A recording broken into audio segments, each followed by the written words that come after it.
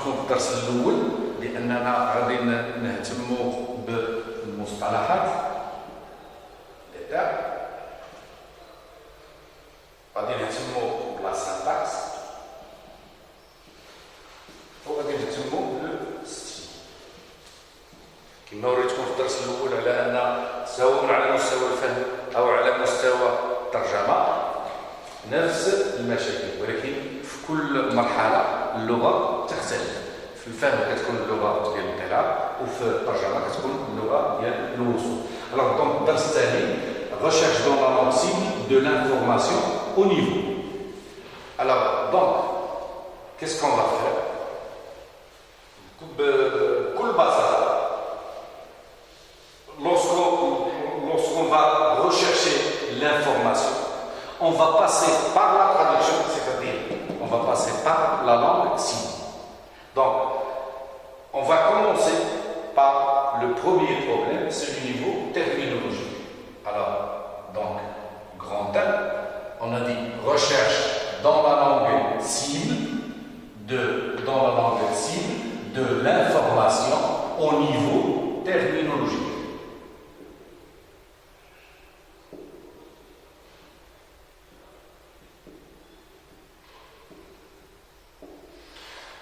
Après, on va passer à un autre niveau, le niveau syntaxique. Et par la suite, au niveau stylistique. Style. Alors, qu'est-ce qu'on va faire lorsqu'on va rechercher dans la langue cible de l'information au niveau terminologique? D'habitude, lorsqu'on veut avoir une information sur le terme, par exemple, je prends par exemple le mot cellule, en français, je vais chercher l'information dans un dictionnaire français. Nous, on ne va pas faire ça. On va prendre le mot, par exemple, cellule, et on va essayer de traduire le mot cellule, et à partir de la traduction du mot cellule, on va voir quelle est l'information qu'on peut tirer de cette traduction. Alors, dans cette recherche de l'information dans la langue cible au niveau terminologique, on va parler de deux phénomènes que sont la polysémie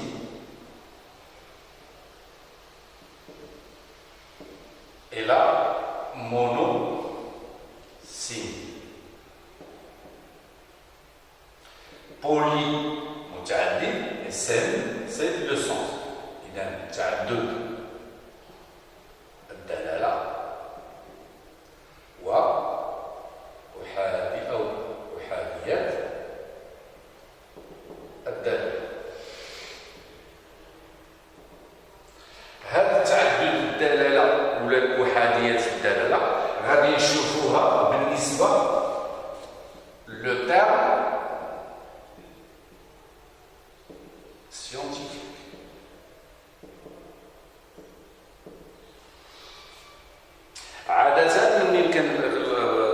Habituellement, lorsqu'on parle du terme scientifique, on a l'impression que ce terme scientifique, lorsqu'on veut le traduire, il ne va pas poser de problème lors de la traduction. On va montrer que même le terme scientifique, il peut poser des problèmes au niveau de la traduction, c'est-à-dire lors de la recherche dans un dictionnaire bilingue.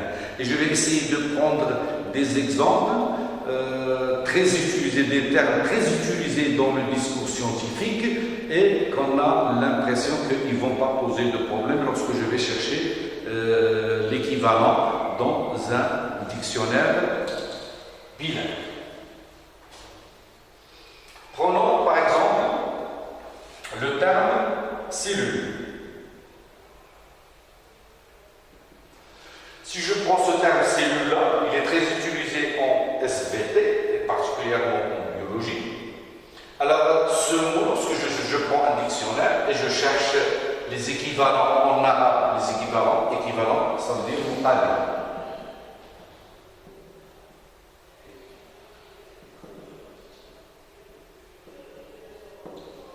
Alors, lorsque je prends le mot cellule, je trouve khalir, je trouve zinzana, je trouve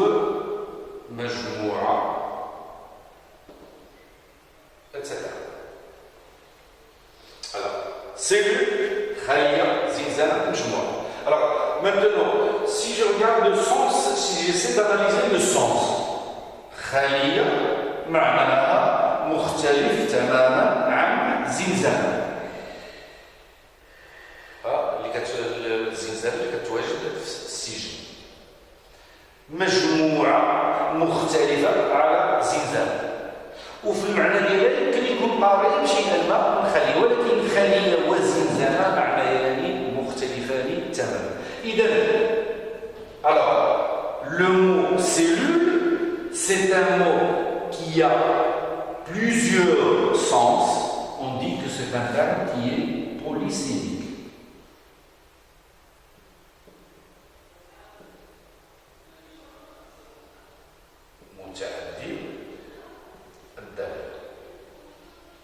Donc c'est un terme polysémique. C'est impressionnant. On a, au début, lorsque tu entends cellule, tu es scientifique, tu as l'impression que lorsque tu vas le chercher dans un dictionnaire, tu vas trouver un seul sens, un seul équivalent ou des équivalents qui ont le même sens. Maintenant, voilà le mot cellule. Et je trouve qu'il est polysémique. C'est un terme qui est très utilisé, c'est un terme scientifique par excellence, mais quand même, il est polysémique. Donc, lorsque je veux traduire le mot cellule, il faut voir votre contexte, il faut être capable de choisir quel équivalent tu vas utiliser. Alors, ce terme-là, je vais lui ajouter un adjectif et on va voir qu'est-ce qui va se passer. Cellule végétale. Je cherche, c'est khalia nabatiya. Donc vous remarquez, je ne vais rien trouver autre que khalia nabatiya. Ça veut dire quoi? Ça veut dire que le mot cellule qui était polysémique, lorsqu'on lui a ajouté un adjectif qui est végétal, on a cerné le sens et c'est devenu un seul sens, c'est khalia nabatiya. Donc le terme cellule végétale, c'est un terme qui est monosémique.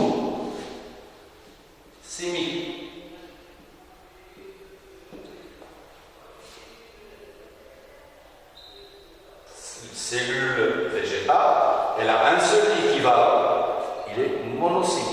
Cellule, elle a plusieurs équivalents qui n'ont pas le même sens, c'est-à-dire des équivalents qui ne sont pas des synonymes. C'est un terme qui est polysémique. Je vais prendre un autre terme, système solaire.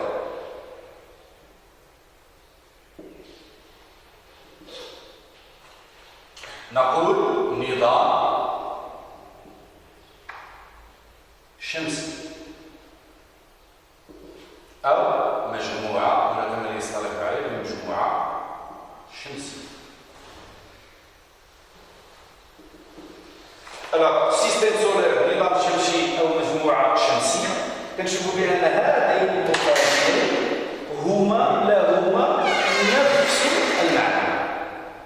سواء قلت نظام شمسي أو مجموعة شمسية فعندها نفس المعنى، أي أنهما مرادفات. Donc le terme, il est monosémique.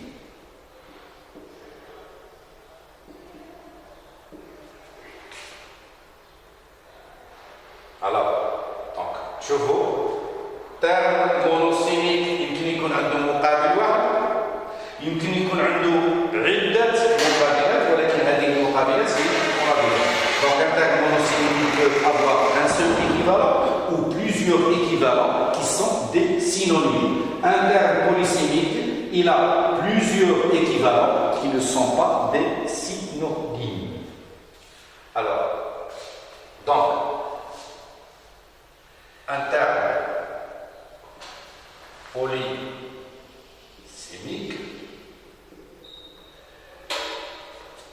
est un terme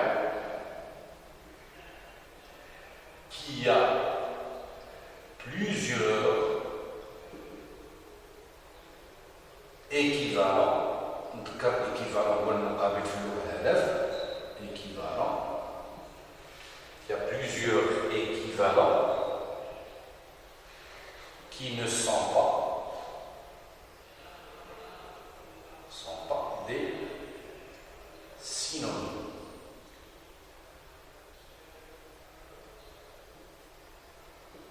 Qui ne sont pas des synonymes. Un terme polysémique, c'est un terme qui a plusieurs équivalents qui ne sont pas des synonymes. Donc remarquez que l'information de la polysémie du terme, on l'a tirée d'où? De la langue cible, d'où la signification du titre. Maintenant, un terme monosémique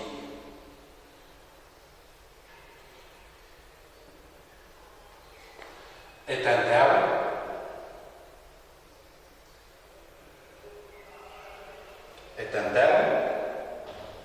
qui a, regardez, un seul équivalent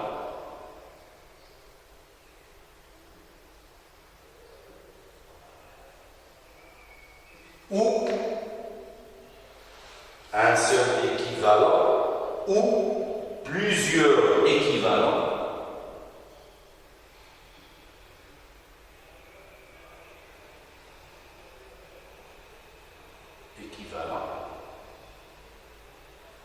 synonyme.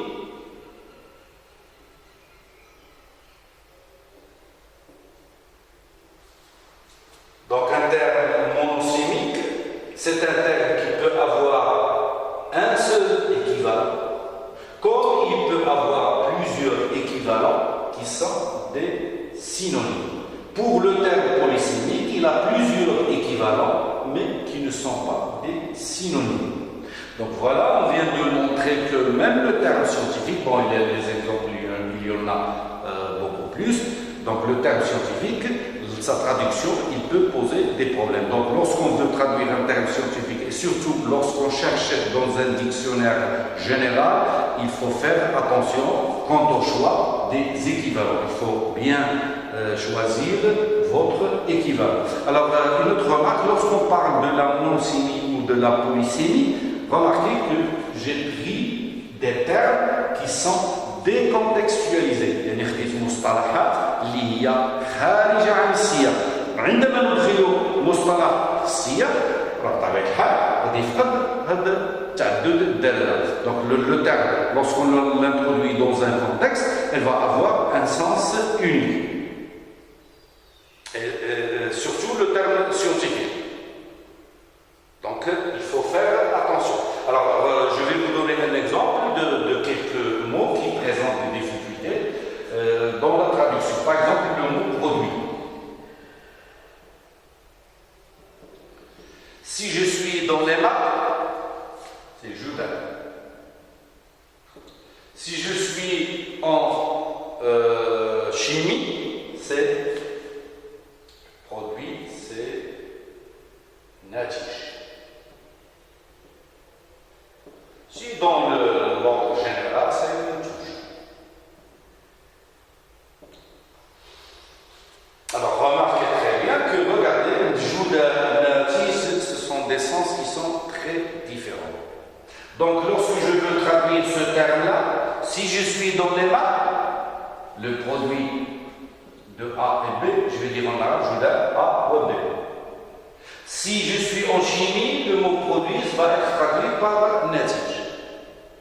Donc, toute la polysémie et la monosémie du terme scientifique nous obligent à faire attention, et c'est ça l'objectif de la leçon. C'est lorsque on veut traduire, généralement on dit qu'il faut faire attention lorsqu'il s'agit des termes d'ordre général, parce que généralement les termes du lexique général sont des termes, je dis bien généralement, ce sont des termes qui sont polysémiques. Mais lorsqu'on veut traduire un terme scientifique, on a l'impression de dire que le terme il a un seul équivalent et un seul sens. C'est pas vrai.